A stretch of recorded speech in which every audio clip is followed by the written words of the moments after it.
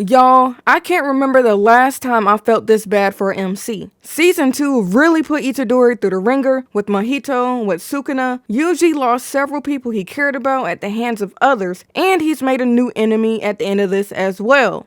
Itadori Yujiは僕が殺します。 Let's talk about it.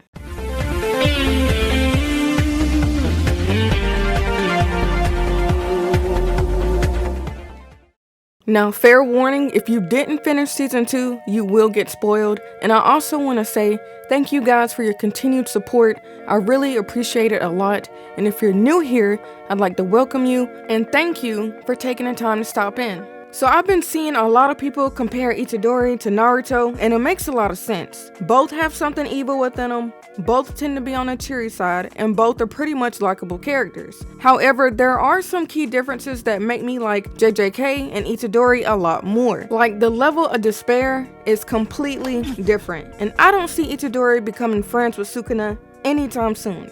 Now, I love Naruto a lot, and this isn't me trying to put Naruto down at all. They're both great anime, they're both great characters in their own right. But Naruto has not been pushed to the extent that Itadori has been pushed. I can't fight anymore.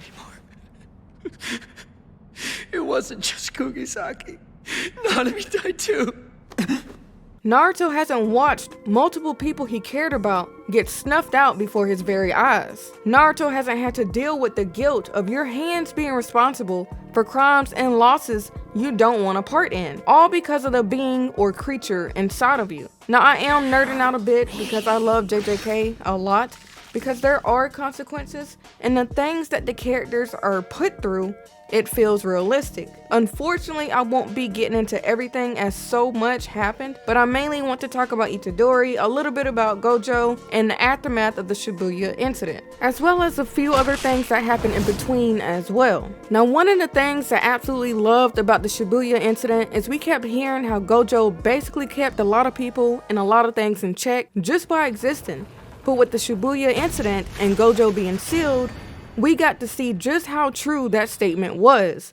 Gojo really went off this season and showed us exactly why he's the best and exactly why Geto and the others wanted him out of the picture so bad. Not gonna lie, I definitely wouldn't want to deal with someone like Gojo either, so I definitely commend Geto and the others for coming up with this drawn out plan just to get Gojo sealed. Geto's possessor, he really thought everything through, and he had it all down to a T. Now, the whole scene where he lifted up Geto's cranium and he showed the brain and it had tears or whatever, that was trippy.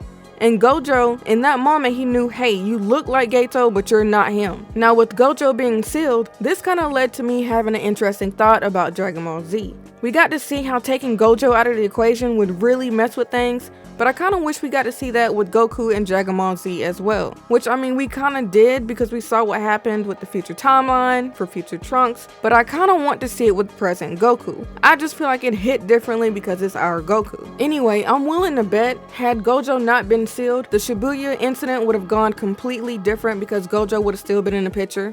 I mean, maybe we wouldn't have lost Mekumaru, but I feel pretty certain in saying that we probably wouldn't have lost Nanami. I'm not quite sure what happened to Maki, but I don't remember seeing a body. And I'm not quite sure about Kugisaki's fate, but I have a feeling that she'll probably hang in there. But honestly, if she's gone too, I really wouldn't be surprised the way this season went. I will say, the person I was worried about the least throughout the Shibuya incident would have to be Fushiguro, because I just knew he was gonna be okay, because Sukuna has this weird Orochimaru obsession with him. And to be honest, I can't say that I blame him. Megumi, he's a Zenin. And everyone that I've seen that's a part of the Zenin clan so far, they are all beasts.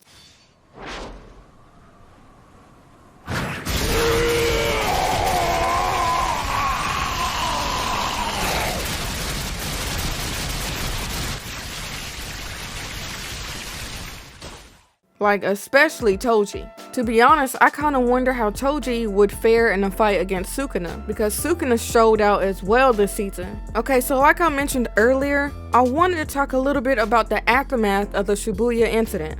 And I gotta say, I really love how JJK gets into the politics and the struggle with how to explain just what happened in Shibuya to the public, and then the resolve to even go as far as to tell everyone about the existence of cursed spirits. I mean, because of the stunt that Geto's possessor pulled, I think 10 million cursed spirits were released. They're doing a lot of damage. A lot of unexplained stuff is happening to millions of people out there. And then come to find out, Fushiguro's sister is involved, and I guess she's a vessel, thanks to Geto's possessor's doing. And it looks like she's gonna be in a battle royale with other cursed spirits. 理解を深めるため殺し合いをしてもらう I'm not really surprised by Geto's sentence, but I am surprised that Gojo is expelled. I did not see that coming at all. And just to kind of double down on that, anyone who tries to unseal Gojo will be treated like a criminal. Then, he's being punished as well. He's getting the Geto treatment. And I'm not surprised that Itadori is going to be executed by Yuta. Like, I was surprised to see Yuta have some relevance.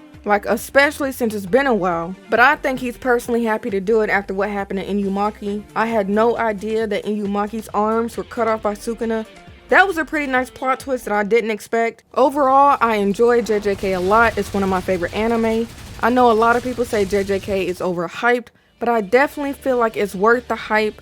Season 2 was peak, and this is the first anime I watched in a while where the villains cut loose as much as they have cut loose in JJK. There were a lot of casualties, a lot of consequences. I can't wait to see what the next season has in store. I've been meaning to try and catch up to the manga, so I'm gonna try my best to speed that up and make that happen so I can do more JJK content. Itadori has really been through a lot this season. I can't wait to see how he's holding on, how he's feeling. I'd love to see more of that.